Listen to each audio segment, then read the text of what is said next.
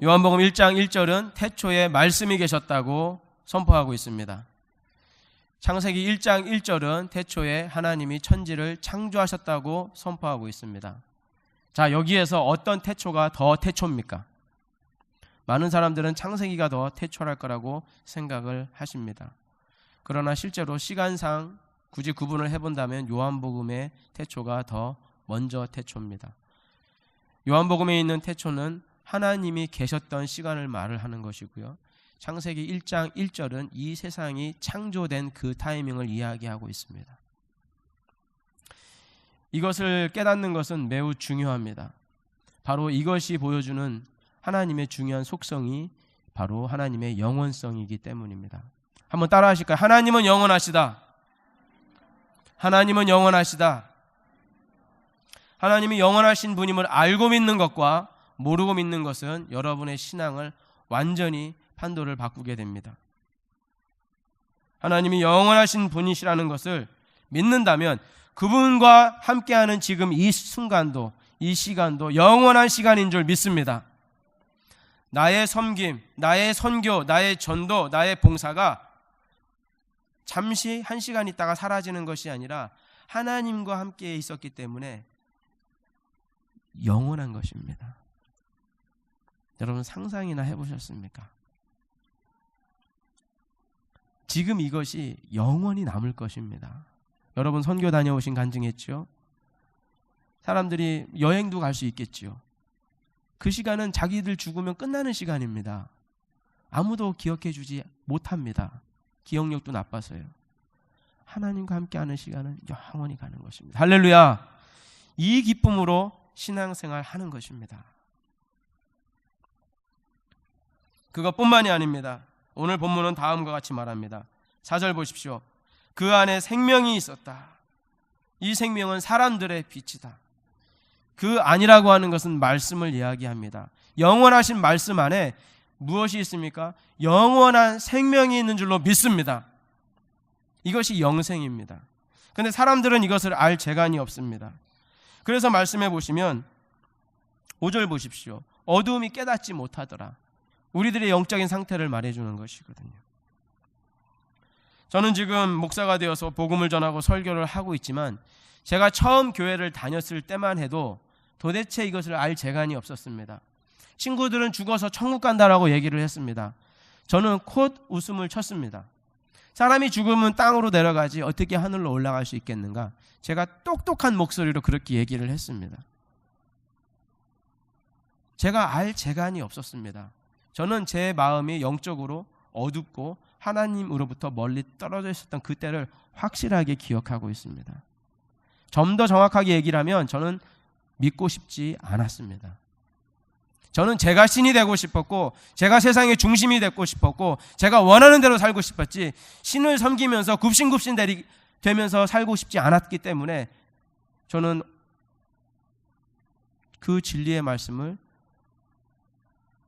받아들일 수도 없었고 받아들이고 싶지도 않았습니다. 그러나 하나님께서는 이러한 저의 죽음의 상태에 빠진 저를 구원하셨는데 어떻게 구원하셨는가? 제가 그 당시 다니던 교회가 수정중앙교회라는 작은 교회입니다. 부산시 동구에 있는 굉장히 작은 교회입니다. 제가 어제 인터넷으로 들어가서 찾아보니까 아직 교회가 있더라고요. 근데 작년에 추수감사절 특송한 사진이 올라와 있더라고요. 근데 제 친구가 거기 아직도 있더라고요. 그 친구가 회장하고 제가 총무했었거든요.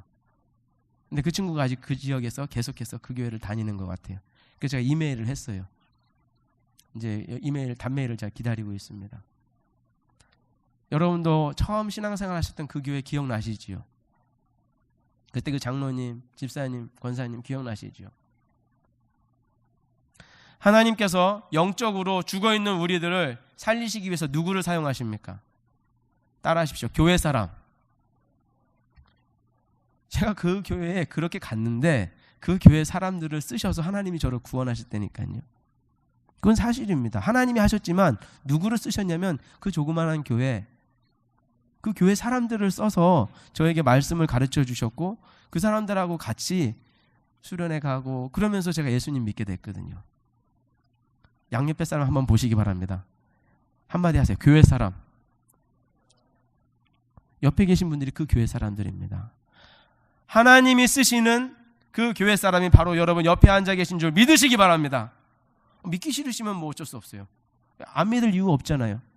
저희 교회에 믿지 않는 어떤 분이 초대돼서 왔다고 가정합시다. 물론 제가 쓰임 받겠지만 실제로 여러분들이 쓰임 받으실 것입니다. 할렐루야. 하나님은 교회 사람들을 통해서 한 영혼 구원하시기를 기뻐하십니다. 세월을 좀 더 거슬러 올라가면 하나님은 그 수정중앙교회가 세워지기 전에 다른 교회 사람들을 통해서 그 교회를 세우셨을 것입니다. 그죠? 어떤 교회 사람들이 와서 어떻게 했어요? 우리 지금 멕시코 선교 받는데 막 가서 이렇게 전도하고 선교해서 교회를 세워주잖아요. 그죠? 좀 더 거슬러 올라가면은 한국 사람들이 아니라 외국 사람들이 와서 교회를 세워줬을 것입니다. 그죠? 그게 이제 언더우드나 아펜셀러 우리가 그런 말을 하지 않습니까? 좀 더 거슬러 올라가면 마틴 루터나 칼빈이나 이런 종교 개혁가들로 올라갈 수 있을 것입니다. 좀 더 올라가면은 사도행전 초대교회로 올라갈 것입니다. 하나님은 여태까지 어떻게 우리를 구원하셨는가? 교회 사람들을 통해서 우리를 구원하셨습니다. 할렐루야. 이것이 교회를 해야 되는 절대 사명인 줄 믿습니다. 교회 사역하는 것이 쉽지 않습니다. 막상 해보면 갈등도 많고 불편한 것도 많습니다. 그럼에도 불구하고 우리가 왜 교회 해야 됩니까? 교회 해야지 우리가 교회 사람들이 계속 나오고 복음을 전할 수 있게 되는 거거든요. 이런 사람 하나님께서 쓰시는 사람들인데 하나님이 쓰시는 사람은 교회 사람이지만 교회에 있는 모든 사람을 다 쓰시지는 않습니다. 다 쓰시면 좋겠는데 교회에는 하나님이 쓰시는 사람들 다 쓰면 좋겠는데 다 쓰지는 않는 것 같아요. 특징이 있어요. 따라하십시오. 보내심을 받은 사람. 보내심을 받은 사람. 하나님은 어떤 사람을 쓰시냐면 보내심을 받은 사람을 쓰십니다. 보내심을 받은 사람을. 이것이 중요한데요. 6절 말씀 한번 보십시오. 하나님께로서 어떤 사람이 낫다?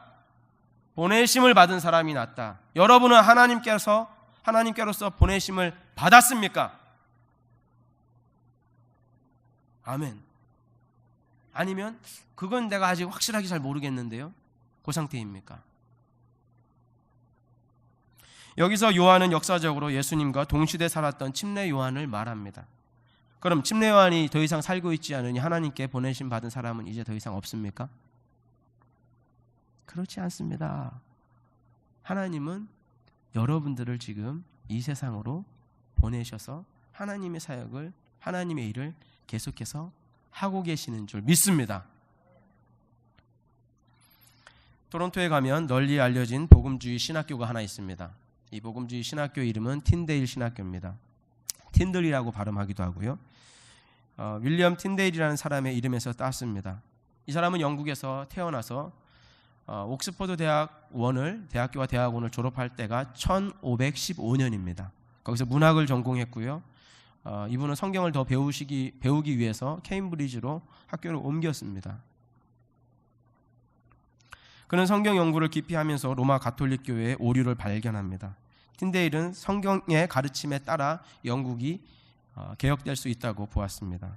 그는 성경을 하나님의 말씀, 가장 진귀한 보석, 지상에 남아있는 가장 거룩한 유물이며 신앙의 안내자요 지침서라고 주장하였습니다. 성경을 라틴어로 되어 있는 성경을 영어로 번역하고자 했습니다.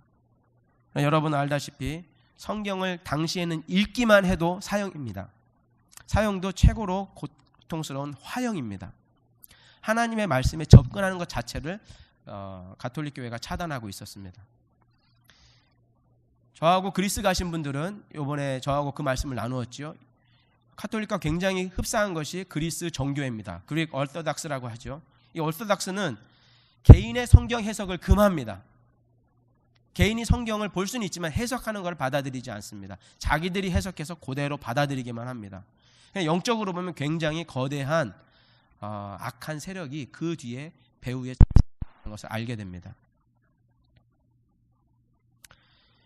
이 윌리엄 틴데일은 7개국어를 모국어처럼 구사했다고 이야기합니다. 문맹이 대부분이었습니다. 그때 7개국어를 했습니다. 이분은 라틴어에서 성경을 번역하지 않고 이분은 히브리어와 헬라어를 본인이 직접 배워서 거기에서 성경 번역을 시도했습니다. 그리고 신약 성경을 박해와 체포의 위협 속에서도 완역을 해냈습니다. 그리고 구약의 일부를 했는데 모세오경까지 했습니다. 그런 상태에서 이분이 밀고자의 밀고로 체포가 되었고 이분이 화형당했습니다. 화형당하면서 이분이 하셨던 말씀이 주여 영국 국왕의 눈을 뜨게 하소서. 이것이 그분의 마지막 유언이었습니다. 한 20년 정도 사역하신 것 같아요. 제가 보니까 불꽃처럼 짧게 타오르고 사라지셨습니다. 이게 무슨 허비인가? 이게 무슨 낭비인가? 당대 최고의 지식인층에 들어가는 사람이 박해와 위협 속에서 성경 하나 번역하고 자신의 삶을 그렇게 불꽃으로 날려버리다니. 아마 그 친지들이나 부모는 어떻게 그 상황을 이해했을지 상상이 가지 않습니다. 그러나 그 다음에 왕은 엘리자베스 1세입니다. 그때 성경 번역에 대한 논의가 있었습니다. 그리고 그 다음에 왕은 제임스 1세입니다. 그때에 성경이 영어로 번역되는데 그 버전이 킹 제임스 버전입니다. 그런데 킹 제임스 버전의 70%를 틴데일이 번역한 것을 그대로 가져다 썼습니다. 왜냐하면 그보다 더 잘할 수가 없잖아요. 그러니까 틴데일이 혼자 개인의 힘으로 한 것으로는 엄청나게 하나님 앞에 쓰임 받은 것입니다. 킹 제임스 버전은 여러분 알다시피 모든 영어 성경 번역의 그 모본이 됩니다. 그래서 영어 성경을 쓰는 모든 사람들은 킹 제임스 버전을 번역한 틴데일에게 엄청난 영적인 빚을, 사랑의 빚을 지고 있습니다. 그는 하나님께 보내심 받은 사람이었습니다. 할렐루야. 누가 시켜서 한 것 아닙니다. 자기 스스로 헌신해서 자기 돈 써가며 자기의 생명 바쳐가면서 그렇게 섬겼습니다. 그리고 그는 죄수로 죽었습니다. 가장 치욕적인 죄수와 고통스러운 방법으로 죽었습니다. 그는 그 시대에 부흥을 경험하지 못했습니다. 그러나 그는 믿음을 드렸습니다. 그 믿음 위에 하나님께서 놀랍게 역사하셨습니다. 이러한 사람들이 바로 하나님이 쓰시는 교회 사람, 즉 부르심을 받은 자, 보내심을 받은 자입니다. 여러분은 보내심 받은 자입니까? 아니면 교회에 있고는 싶지만 보내심 받기는 좀 부담스러워하는 사람입니까? 하나님의 능력에 사로잡히면 한 사람이라도 강력합니다. 그 한 사람이라도 오고 오는 세대에 영생의 통로로 쓰임받게 될 줄로 믿습니다. 보내심을 받은 사람의 두 번째 특징은 모든 사람을 향하고 있다는 것입니다. 지금 이 말씀을 보십시오. 모든 사람을 자기로 말미암아. 하나님께 보내신 사람은 나만 또는 우리 민족만 위하는 사람이 아닙니다. 우리는 굉장히 큰 특권 속에 살고 있습니다. 우리는 미국에 살고 있잖아요. 늘 미국 사람들을 보잖아요. 그들을 섬길 수 있는 기회가 우리에게는 태생적으로 주어져 있습니다. 삶이 그렇게 짜여져 있습니다. 얼마나 감사한 일입니까? 지역 전도도 해야 하고 해외 전도도 해야 합니다. 여름만 할 것이 아니라 봄, 여름, 가을, 겨울 때를 가리지 말고 때를 얻든지 못 얻든지 해야 될 줄로 믿습니다. 아멘. 아멘. 저희가 여러 사역도 있고 해서 매주 나가긴 어려울 것 같습니다. 그래도 한 달에 한 번 정도는 갈 수 있을 거라 생각이 됩니다. 우리 한 달에 한 번 정도는 같이 시간 내서 꾸준하게 1년 12달 여러분들과 함께 로체스터도 전도하고 나야가라에 관광 온 사람들, 각국에서 온 사람들도 같이 전도하십시다. 하나님이 우리를 통해서 그 영생의 통로로 쓰시면 그들이 구원받게 되지 않겠습니까? 세 번째 특징은 한번 따라 하십시오. 자기로 말미암아. 큰 소리로 다 같이 시작. 자기로 말미암아. 침례 요한은 자기로 말미암아 믿게 하려고 그리스도의 오심을 증언했던 사람입니다. 틴데일 시대에 같이 문학을 공부하고 성경을 공부한 사람들이 얼마나 많았겠습니까? 그러나 그 일에 전적으로 헌신한 사람은 윌리엄 틴데일이었습니다. 이것이 바로 자기로 말미암아 믿게 하려는 그리스도인의 자세입니다. 자기로 말미암아의 반대말은 나는 빠지고입니다. 현대교회에는 너무나 많은 사람들이 나는 빠지고 교인입니다. 이러한 사람들은 교회를 찾아도 자신이 빠지기 쉬운 교회를 골라서 다니는 특징이 있습니다. 나만 빠지고라는 교인들이 모인 교회는 전혀 교회다운 역할을 해내지를 못합니다. 영향력이 없기 때문에 교회로 모였으나 교회다운 역할은 없습니다. 솔직히 말해서 그러한 교회에 사역을 하는 목사님들은 본인의 상황을 잘 알기 때문에 이러한 상황을 해결하기 위해서 많은 유급 사역자를 고용합니다. 그럴 수밖에 없습니다. 교회는 또 돌아가야 되니까요. 성가대 지휘자, 반주자, 각 부서 사역자, 교사, 주방 전임 봉사자, 교회 빌딩 관리, 차량 관리 다 유급으로 바꾸고 재정으로 교회 안에 재미 넘치는 프로그램을 돌려서 더 많은 사람들을 불러 모읍니다. 교회는 돌아갑니다. 이렇게 되면 당장은 편할지 모르지만 삶으로 헌신하는 것을 가르칠 수 없게 됩니다. 저희 교회는 지금 청소하는 분이 없습니다.